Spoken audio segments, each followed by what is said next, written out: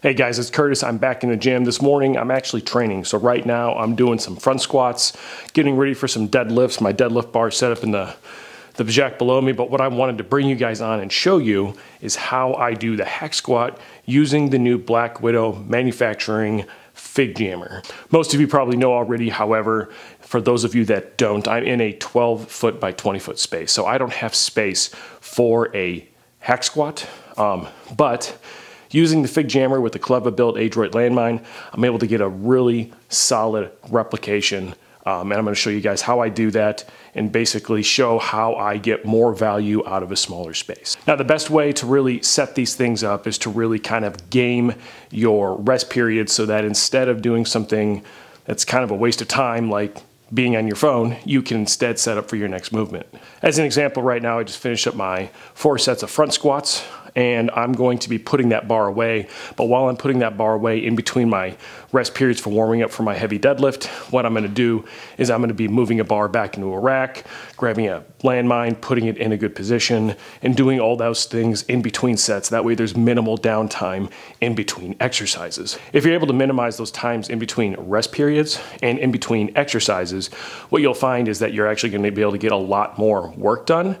Now, that doesn't mean that you should rush through everything if you're doing heavy strength-based stuff. Obviously, you want to wait for your ATP to regenerate. So waiting that, those 3 minutes for super heavy singles, doubles, whatever you might be doing, that might be what you need to do. This isn't saying that you shouldn't do that. This is simply how I increase the efficacy of my training time in the morning. So there's 4 general pieces to the setup. I just finished my last set of deadlifts, and so as I'm unloading this weight, I'm trying to get the rest of the setup. Now, if I had more space coming this way, I would have already had this part set up. However, I don't have that much space. This is the general direction that I do this movement. Although now that I think about it, I could probably do it off the side. Maybe that's for a later video. But as I'm unloading this, I'm gonna be putting the 3rd and 4th piece into place. So the first piece is the J-cup. And for me, doing hack squats, I put the J-cup in the number 19 hole, which is about 43 inches off the ground. Second piece is the landmine. I'm using the clever-built Adroit Landmine. Awesome piece. I reviewed it. You can watch that here. And this goes in hole number 10, which is about, 30 inches off the ground or so, 29 inches off the ground, depending on where you measure to. And what this does, it gives me a lower anchor point than on something like a pendulum squat. Now, a pendulum squat would require a higher anchor point on this end to get the movement correct, but this is a hack squat, so it's a little different. The 3rd piece is going to be a barbell. What I found works best, in my opinion, is the Foo Bar from Mike Bartow's Power Center. That's because a couple things. One, there's no rotating sleeves, which is nice.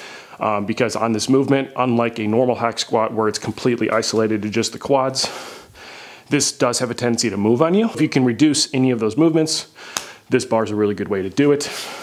So what you do is just basically insert it into the landmine and throw it in the J-cup. Now, I do have my J-cup, just a little nuance, something I've learned. I'm using the bridge-built J-cups, and I make it so that the C-channel piece is on the outside, and what that does is it allows the J-cup to actually twist up, and that way it gives you a nice flat surface to lift off from. So the last piece is my Figjammer. I have it set up with the surplus strength rack rollers, as well as I can't remember what this handle is called. Whatever this handle is called from Stray Dog Strength. And what this does is it actually serves as my backrest. So I'm gonna get some warm-ups in, and this is super easy to install. It's actually not very heavy. I was just holding it weird. Pay no attention to that.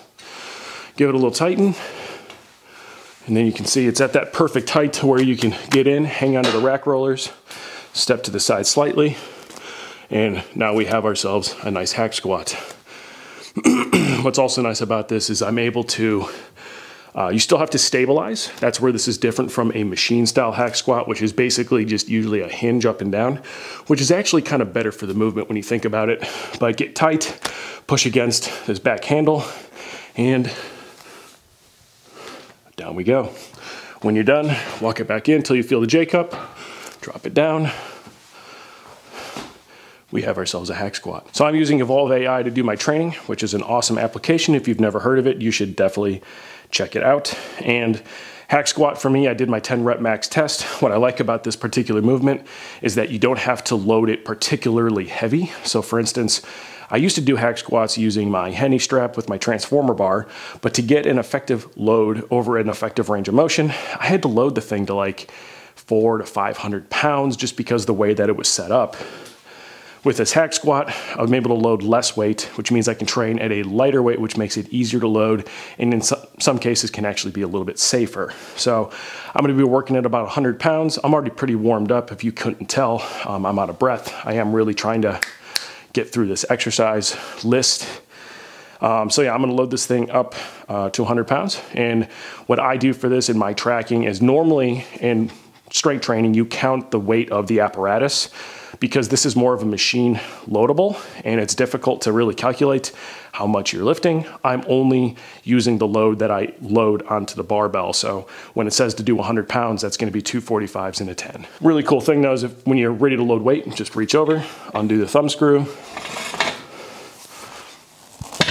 set down the unit, and now you can load your plates.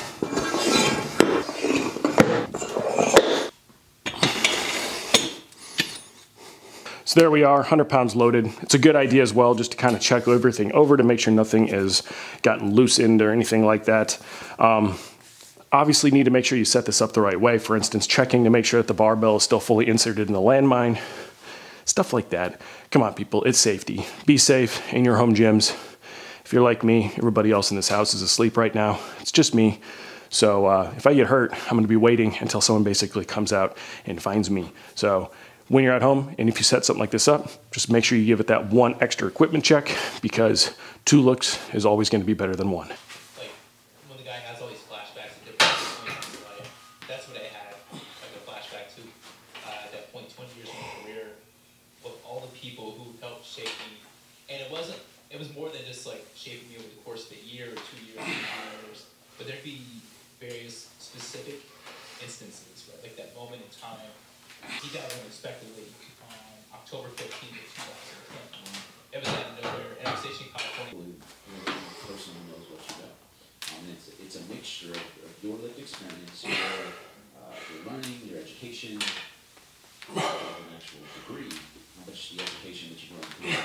All right, so that's how I get that set up and I increase the efficiency of my space. I'm able to get hack squats in, which for me, that's just a movement that I really enjoy. I created this video because on my Instagram, when I originally posted a pendulum squat, some of the comments that I got were like, oh, that's a super complicated setup along those lines. And so I created this video, one on the hack squat, because I find it's a slightly better movement to be done with the Figjammer. 2, to just highlight this new product from Black Widow. And 3, because I just wanted to demonstrate that you can set stuff like this up as long as you come into your sessions with a game plan. But that's been it for this video. Tell me what you guys think about my movement. Comment down below. Hit that like, hit that subscribe button, hit the bell for notifications. It actually helps out my channel a whole bunch. Thank you for those of you that watch these videos every week. And remember, when it comes to your training in your home gym, you should always keep it better, awesome, and of course, badass. I'll see you next time.